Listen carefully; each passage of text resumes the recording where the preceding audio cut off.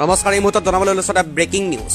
বহু বেছি ঠাণ্ডা পৰাৰ বাবে অসমত গুড মৰ্ণিঙৰ সময়সীমা বৃদ্ধি কৰি দিয়া হৈছে। ইতিমধ্যে কেবিনেটত এক গুৰুত্বপূৰ্ণ সিদ্ধান্ত গ্ৰহণ কৰা হৈছে। কেবিনেটত সিদ্ধান্ত গ্ৰহণ কৰা হৈছে গুড মৰ্ণিঙৰ সময় দিনৰ 12 বজাৰ পৰা বৃদ্ধি কৰি 2 বজালৈ ৰখাৰ সিদ্ধান্ত গ্ৰহণ কৰিছে কেবিনেটত। ৰাতিপুৱা 9 বজাত কম্বলৰ তলৰ পৰা ওলালে ঠাণ্ডা পানীৰে গা ধুলে 5 লাখ টকালৈ জৰিমনা ভৰিব লাগিব বুলি কেবিনেটত সিদ্ধান্ত গ্ৰহণ কৰে ৰাজ্য চৰকাৰে। আৰু গা ধুই অহা মানুহে গা নোধোৱা মানুহ এজনক চুই দিলে গা নোধোৱা মানুহজনক গা ধোৱা বুলি ধৰা হ'ব। আৰু যদিহে আপুনি গা ধোৱা নাই তেনেহ'লে গা ধোৱা মানুহ এজনক আপুনি চুই দিলেই গা ধোৱা বুলি ধৰা হ'ব। আৰু এই সিদ্ধান্ত এতিয়া লৈছে ৰাজ্যিক কেবিনেটে। গা নোধোৱা মানুহজনক গা ধোৱা বুলি ধৰা হ'ব তেতিয়াহে যেতিয়া গা ধোৱা মানুহ এজনৰ ওচৰত বহিব অথবা গাত চুই দিব। আমি জনাইছোঁ এই গুৰুত্বপূৰ্ণ খবৰটো। গুড মৰ্ণিঙৰ সময়সীমা বৃদ্ধি কৰিছে ৰাজ্যিক কেবিনেটে।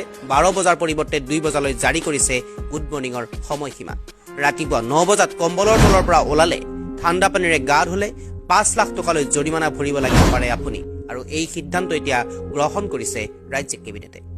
গা ধুই অহা মানুহে গা নোধোৱা মানুহ এজনক চুই দিলে গা নোধোৱা মানুহজনক গা ধোৱা বুলি ধৰা হ'ব। এই সিদ্ধান্ত লৈছে এতিয়া ৰাজ্যিক কেবিনেটত। আৰু যদিহে এইসমূহ নীতি নিয়ম আপুনি পালন নকৰে তেনেহ'লে আপুনি হয়তো যাব লাগিব কাৰাগাৰলৈ। আৰু এই সিদ্ধান্ত এতিয়া কেবিনেটত লোৱা হৈছে। আৰু এই সিদ্ধান্ত যদিহে আপুনি নামানে আপুনি যাব লাগিব পাৰে কাৰাগাৰলৈ।